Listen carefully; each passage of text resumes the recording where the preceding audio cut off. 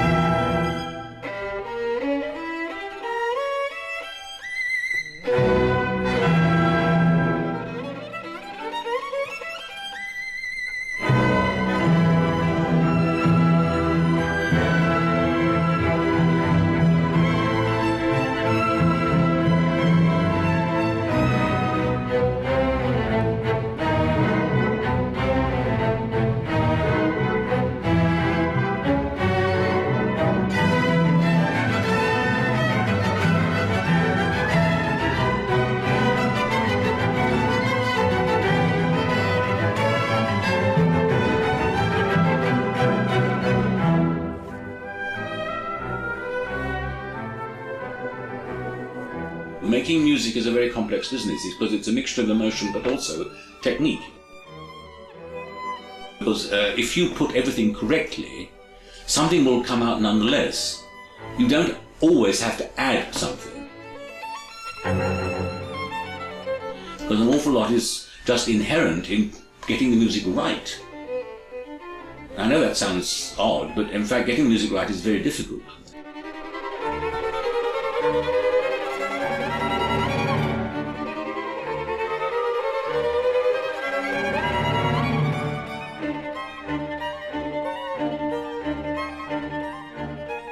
And if it is correct, I think then a lot of emotion is anyway comes forth in its way, and you can add some emotion, you can play with it a little bit. That's absolutely true. But I mean, for me, the conductor is there to aid the musicians to make the music as it should be. That's what you're there for. You're not there to show them the emotion necessarily.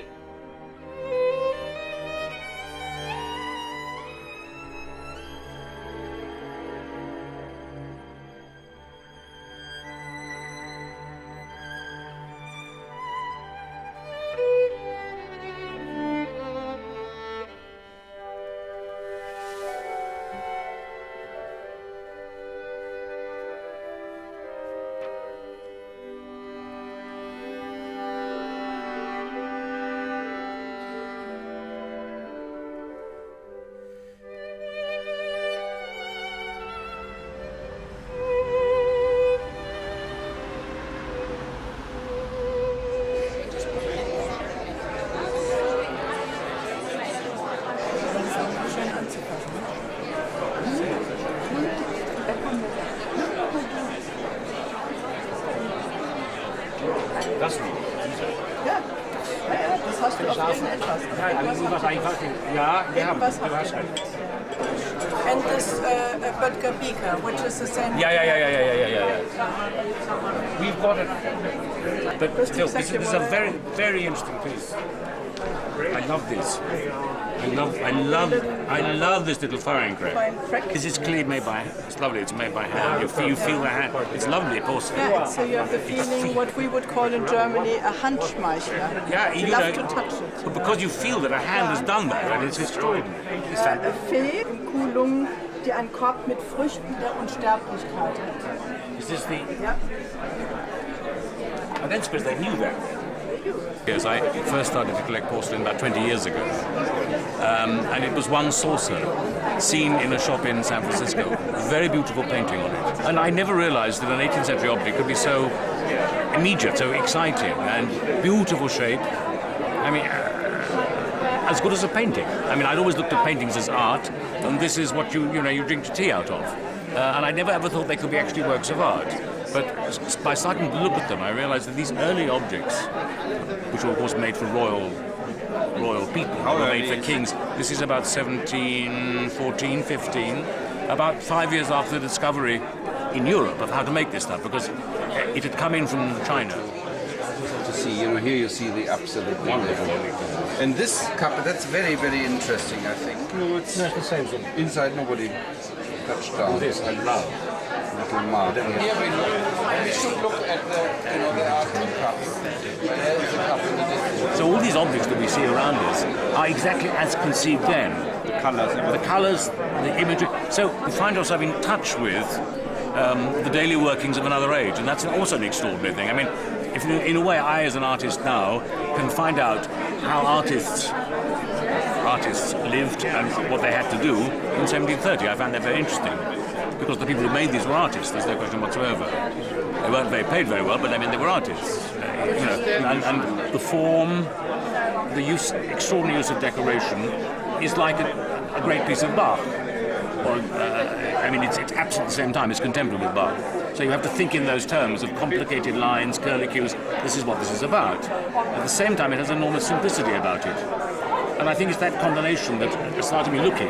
The other remarkable thing is, rather like music, when you make music, it's as though it was being created at the moment you see it, and hear it. I mean, music is an immediate thing. We don't know how it sounded in 1715, but we can actually make it sound now.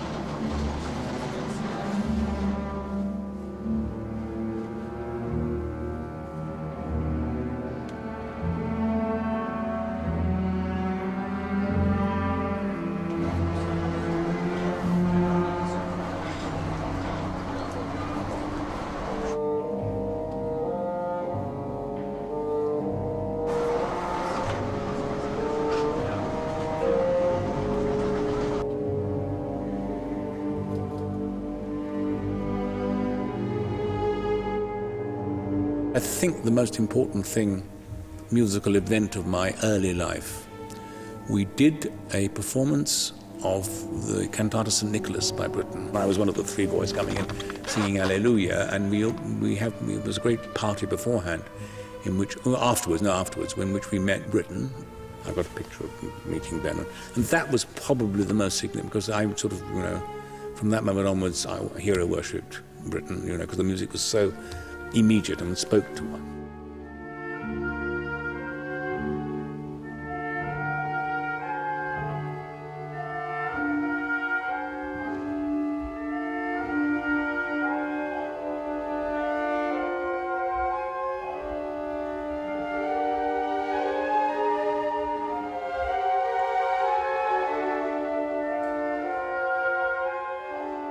I went to endless recitals, sang under him once, which was a great privilege in Albury.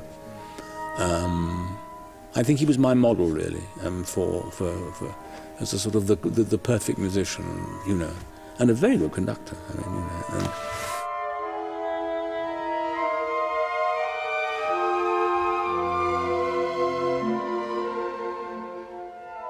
I mean, success enables you to do what you want to do. I mean, you can say, yes, I'll take that, I won't take that. I mean, you get the chance of doing repertoire or working with people that you want to work with. I mean, it's a passport to a more interesting life. It doesn't interest me in terms of sort of fame.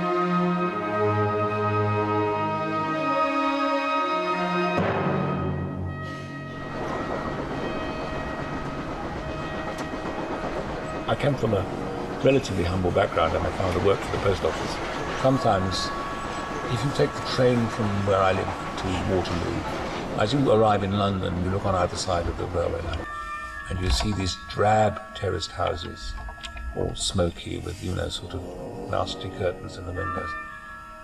And I used to feel as a child, but it could be like that, I could end up like that, wouldn't that be terrible? And sometimes I still have that funny sensation of, that the world could suddenly collapse.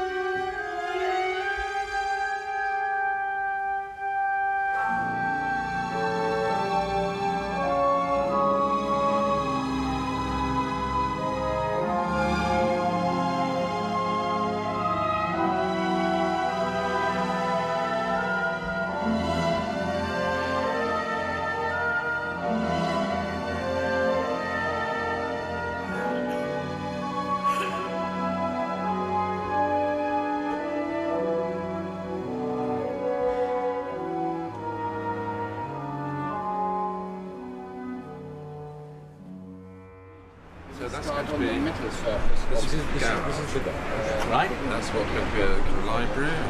No, that's going to be the library. Where the bedroom was. Yeah, so that's that will be now will be the entrance. That's the entrance hall. So that, as you what's that? Come and look. Yes, another. That will be that'll be an anti-room. Come library. Well, come and look. It's fascinating, the basement. Jeffrey Tate. I can't do it. It's very depressing. It's absolutely fascinating. Sing a few notes for us down there. It's very resonant. Very good. Here will be a door. Yeah, sorry. You'll see. What would be very nice? I just think it was like before the kitchen. So Give us a slightly wider handrail. What's your bedroom? We have to look here. Bathroom there, and the bathroom is double sized now because they ripped out all the. I probably never actually thought of myself as ever having had a home. Interestingly enough, I mean, the moment I left my childhood home, I sort of wandered from place to place to place, and I don't think and all rented flats and all those sorts of things. This is the bathroom, but presumably it could be access. Klaus found this, and I walked in the door and knew immediately that this was where I wanted. It was very curious. I knew that we had to live here, but it still feels surprisingly temporary. I think probably, I mean, I'm a genuine Zigeuner, I'm a genuine gypsy in that sense, I feel. And I quite like that. I mean, it sort of fits in with my disability and being gay and all sorts of things, A home implies, neighbourhoods and friends, a home life. I've never had either of us a home life in that sense, because we're never in one place long enough. There we can put the porcelain case. The one you have porcelain cabinet, yes, downstairs, probably. And a picture here, probably. We're going to have folding doors that fold out. Yeah, so you just pop in private. All the thing is, I actually love coming back here, but I haven't missed it. Therefore, it means probably that homes as such perhaps don't mean. I mean, the fact that all my things and lovely things, I miss my books. That's the only thing that you could say meant a home for me, is actually my books. That to me represents, if you like, if anything represents a home, it's where my books are. Because they're not yet there, because they're in storage, so this house is not a home. She's off. We want to put a metal grill in. Right. I mean, the same sort of idea. Yeah. You know, I mean, squares like this, but modern and simple, you know? Yeah. And I think Stephen thinks this is a wonderful idea for the middle here. Well, do you have a table on top of it? Oh, you have glass table, Jeffrey. It's very difficult to drink from. I can't explain that. Much nicer. Getting rid of those downstairs.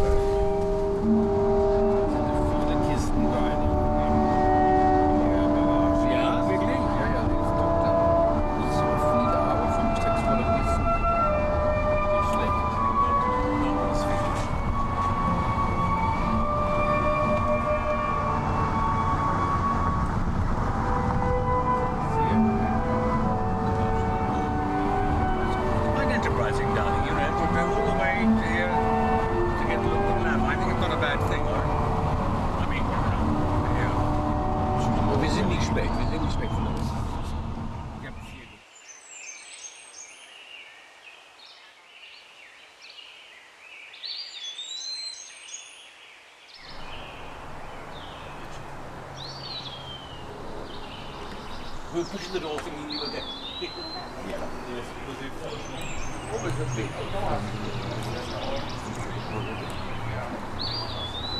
I didn't notice when he was a baby.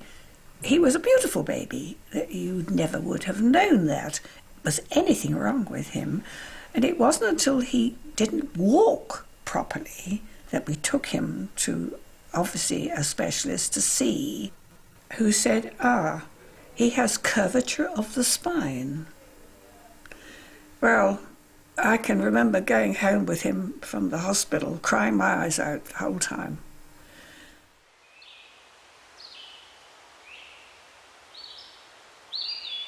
And then, of course, when he became about 6, it was obvious that something would have to be done, surgically.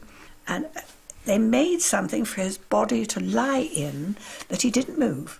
You go to a normal school and you can't play football and you can't do all those things. I mean, kids are horrible to you, in a way, because you don't join in. But what I could do was I could actually play the piano and I could sing, even though I'm very well, and they knew that.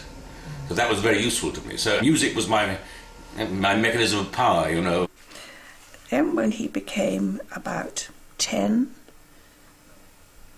they said, unfortunately, we've got to do another operation. It's not working. The first child they did was a little girl, and she died while they were doing it. You must give a child a chance, and we decided it had to be. But he came through it. He was strong, and he came through it. I can remember being enormously happy the first time I was allowed to play, because I'd just come off this bed in which I was lying. You couldn't play in this plaster bed because I was lying in this bed. My spine was still in a very delicate state, so they didn't really want me to do too much, but I could sort of slither around on the bed. And I remember playing a piece, putting my hands through the bars at the end of the hospital bed, and then playing the piano. I have this sort of, I can't imagine what I played and what it must have sounded like, but that sort of thing. And of course he's worn a brace ever since. Well, for several years he wore a brace, but he doesn't wear it anymore. He's strengthened his back. But of course he still has a curvature in the spine.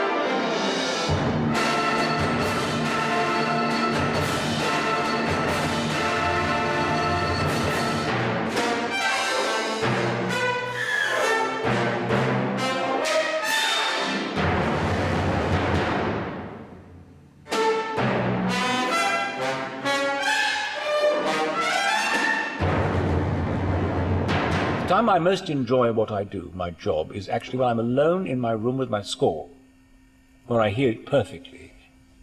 I hear then exactly as it should be, and I decide what it should be. And from then onwards, it's downhill because it's never as perfect then as you want it to be, you know. 1985 brought Jeffrey Tate a second appointment, the position of first ever principal conductor at the Royal Opera House, Covent Garden. It was here in 1970 that he had begun his music career as a voice coach, a repetiteur. I would fall down the steps. Okay. David, they haven't undone your piano. There I was, until a year before, an amateur, and then only for a year a student. And there I was in the most professional opera houses, trying to teach a professional singer what they ought to be doing. And I mean, I was frankly very scared. You need to see me. Can you shift the piano around a bit? And if you're going to teach someone, you've obviously got to be more secure than the person you're teaching. So I was terribly worried about the problems of actually sort of working with a professional singer.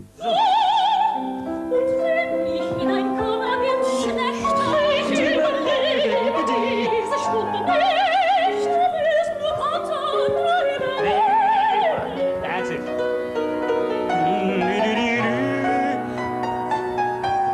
And keep the tempo going. Was wollen Sie in diesen Augenblick?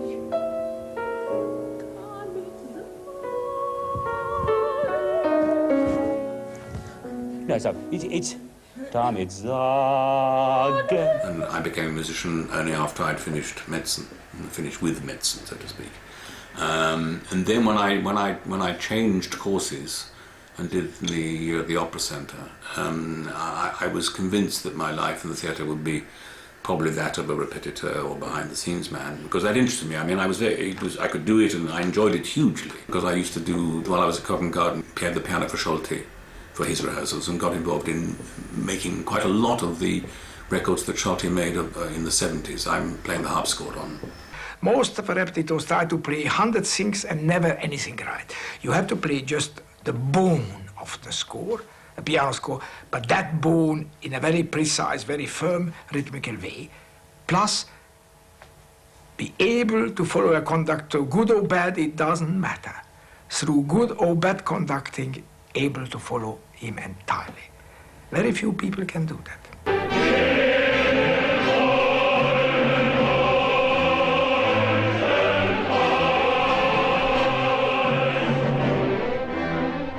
The English National Opera that now is, which is the Sadler's Wells Company, and they did a series of master singers, master singing in English. And from the moment it started, it was as though I was listening to another composer. Suddenly this music was of a beauty, of an expression.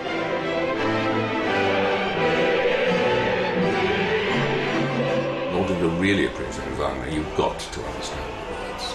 Because I then realized that it all comes from what the text is. Wagner is the first person where the music and the text sort of fuse like that.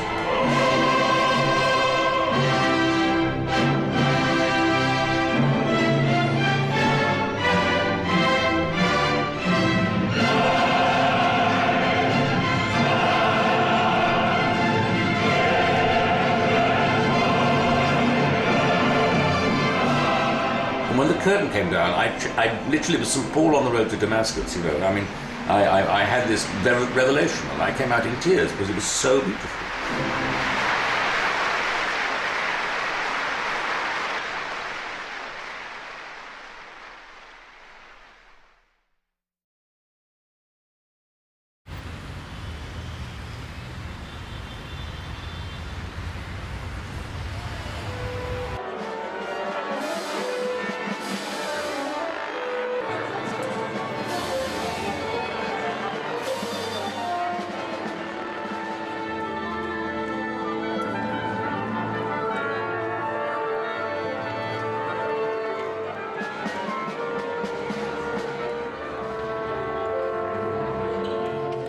In Italy, curiously, I became quite famous here. They were all sort of almost, sort of bowing and scraping that I dared to come and conduct them. I mean, that I deigned to come and conduct them, which was amazing.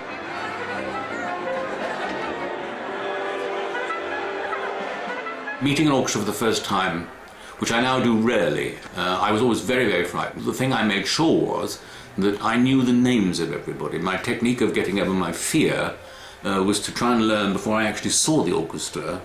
I did that with the Berlin Phil. I mean, I knew the Berlin Phil a little bit because I'd assisted Carry-On.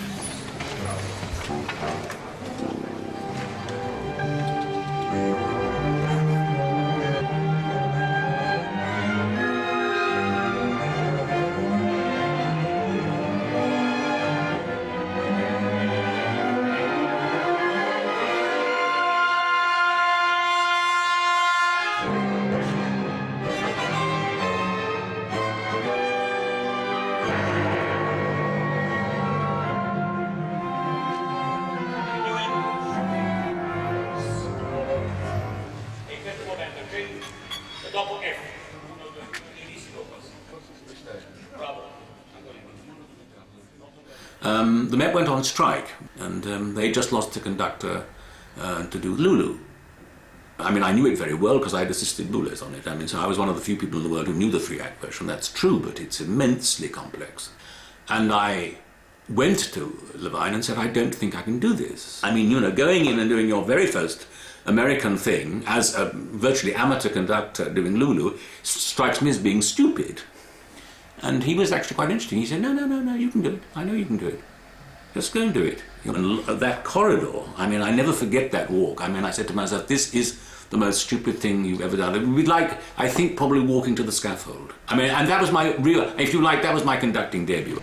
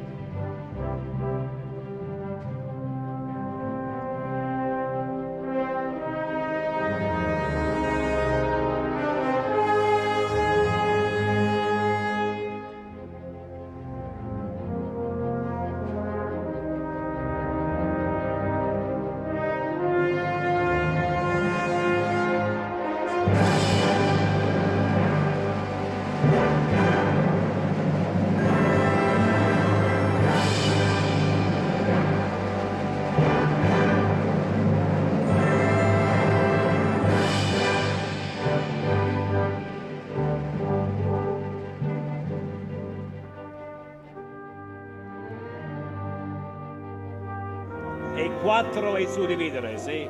Non 8. 4 e suddividere.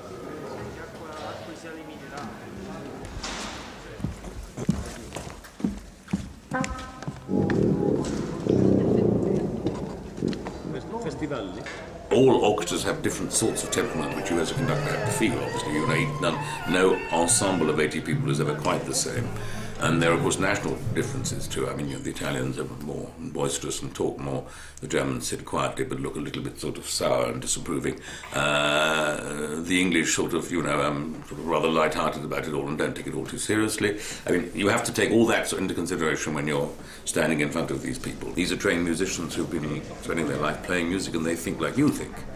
If you tell them this is what's going to happen in the first rehearsal, that's how it should be, you can't come back tomorrow and say, I think I've changed my mind, because that immediately actually, they think, well, what's he about? Psychologically, it's very unwise. So if you make a mistake and make a forced decision here, you've got to stick with it. But the second time round, you can then...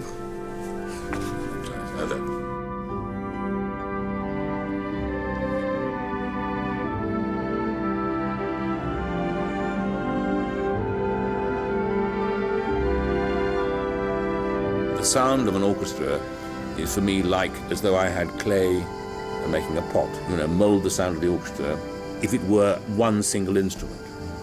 And that would be the ideal. Obviously, that's not always possible. But when it works quite well, when you get to know an orchestra well, then that's the most wonderful sensation, when you know that the whole orchestra is actually making the sound that you want them to make. And you can actually, you know, just by putting a little bit of, you know, putting the pedal down a bit more or less, you know, you can do something with it. That's very exciting.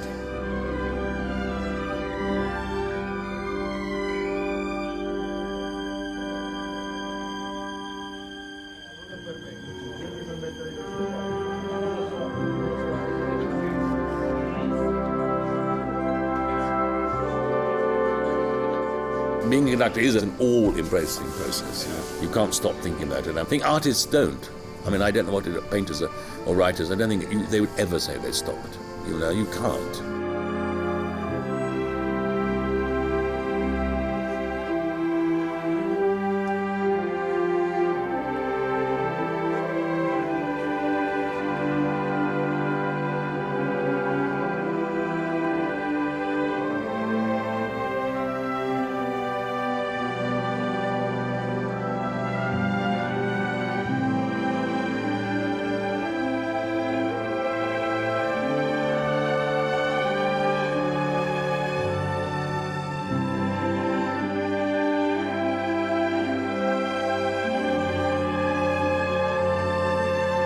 When I first came here, I rather hated it in a way because the sound, there was in those days no perspex around it, the sound was ghastly.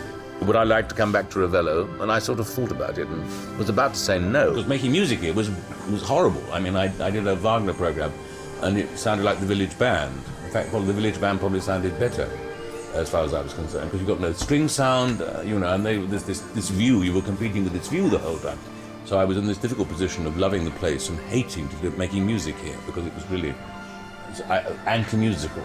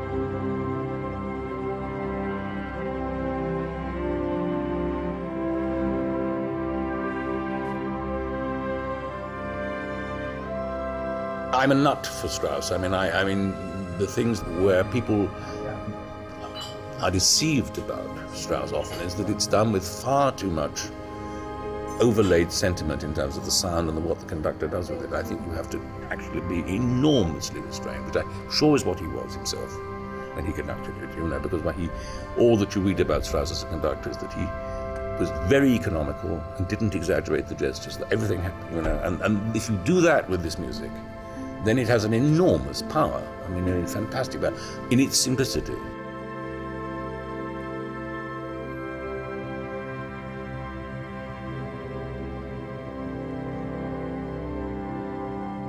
It's an innocent looking with wonder at the world, and I mean, all the great moments in Strauss are these sort of moments of farewell to the beauty of this world. He was very aware of, a bit like Schubert, I think, of death and the possibility of death. No one else, as far as I'm concerned, has to have these extraordinary what I call sunset endings, the feeling of things finishing, our life coming to an end, achieved in repose. It's wonderful, and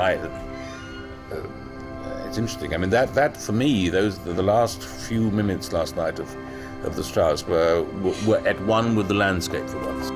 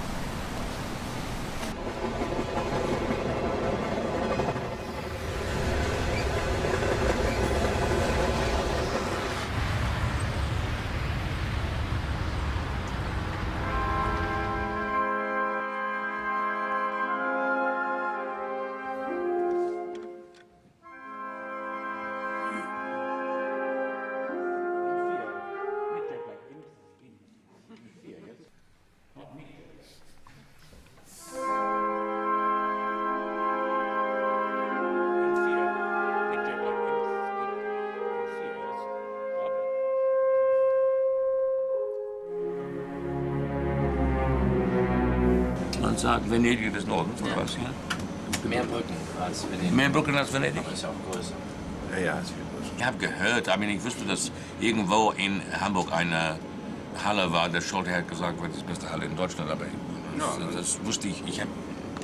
Der Mensch, der die Leitzhalle gebaut hat, hat nicht unbedingt an Akustik gedacht. Aber das war die klassische Form von einem Konzertsaal. Das war bewährt. Die Proportionen, sie haben das gemacht und so war das aber. Ja. Und war natürlich ganz glücklich und erstaunt eigentlich. Das hätte ich nicht erwartet. Hier ist sehr warm, mit Hall und singende Klang. Und es geht ganz anders. Und so für die klassische symphonische Repertoire ist das natürlich ideal. Hallen sind sehr schwer.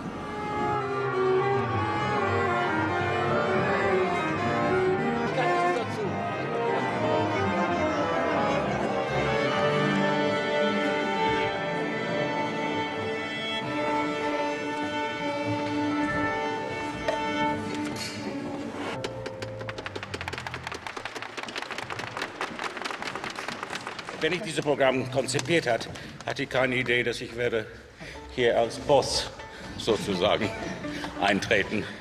Aber letztes Mal habe ich mich sehr wohl gefühlt hier. Und dann, als Herr Kühner mich gefragt hat, ob ich bereit wäre, schon Halle, schon Orchester, warum nicht? Ich hoffe, dass ich werde Ihre Wünsche erfüllen in dieser Pflicht.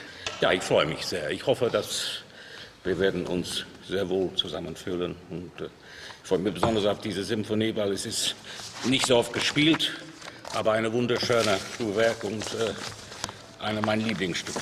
So, lass uns den ersten Satz einmal spielen.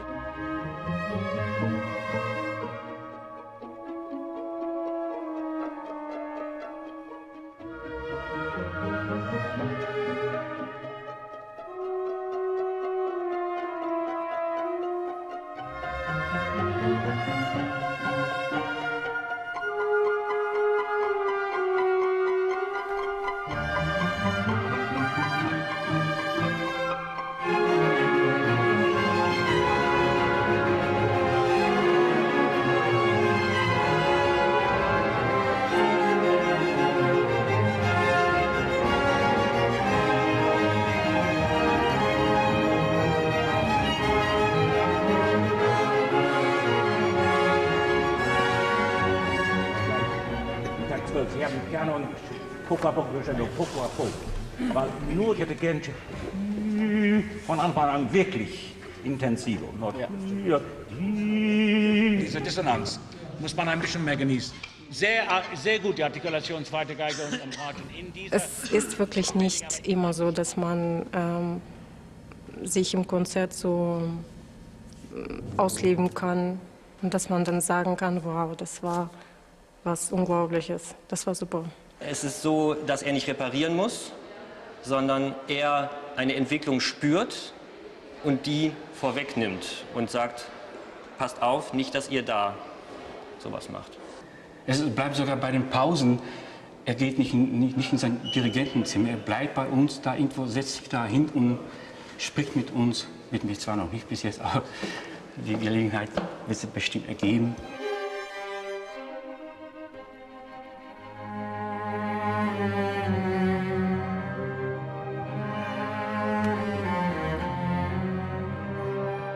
Ich finde, das ist für die Symphoniker großes Glück, das wir haben dürfen. Weil so ein Mann muss nicht unbedingt nach Hamburg kommen oder zu Hamburger Symphoniker. Er konnte überall in der Welt Chef werden.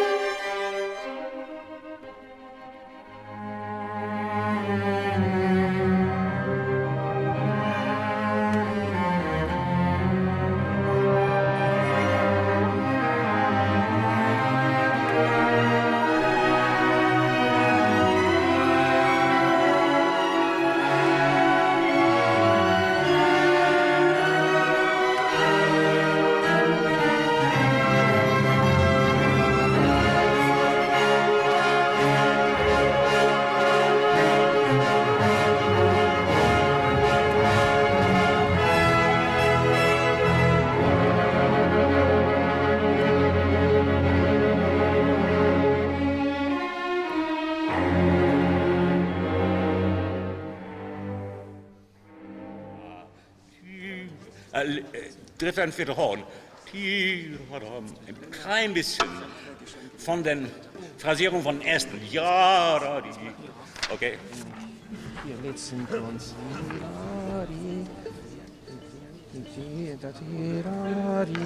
I don't sort of have a little book manual which says this is the way Jeffrey Tate interprets it. I mean, I don't have that. I mean, as far as I can say, each piece that I do, I look at in its own right.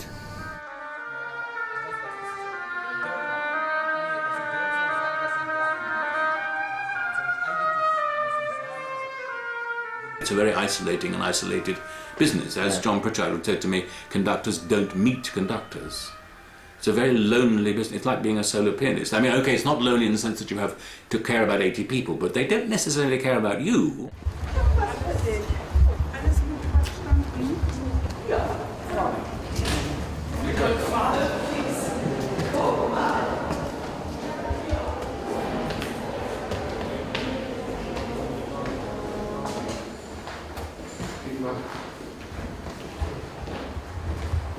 Kleine Hütte hier.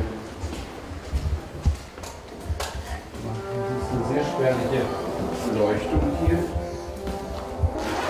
Jetzt sind wir gut zurückziehen. Weil ich gehe mit Monika noch einen Kaffee trinken, ja? Ja.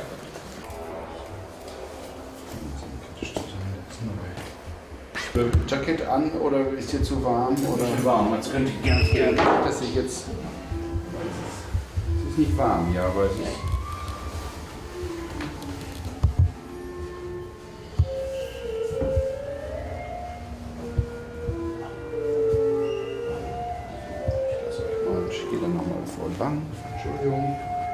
slide.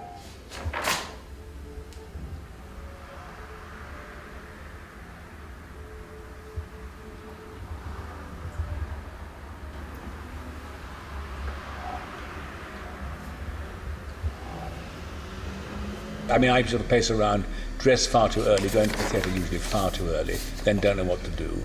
So you have nothing to do. So I sit and look at my score, which is stupid because I should have looked at it beforehand. And you can't look at another score. So I sometimes read the programme and complain about what they've written or whatever. It's very difficult. I hate the last 2 hours are really disaster areas. But if I'm not in a theatre an hour before it begins, I'm very unhappy. I need to be there. I need to feel the atmosphere of the place. Yeah.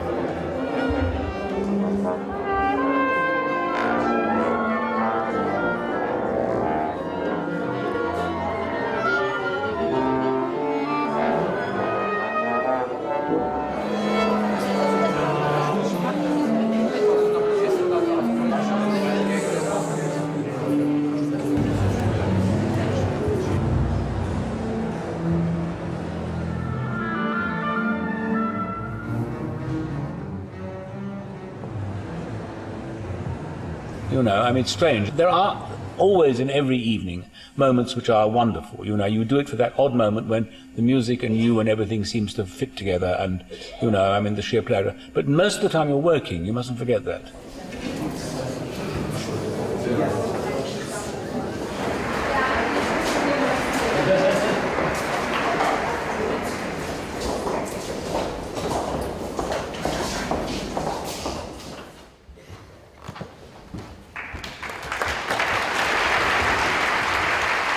Basically speaking, when I reach the point where I see there are only 4 pages left, I'm very happy. And I suppose it's a successful evening in that sense. I mean, when I've got through an evening without too much going wrong.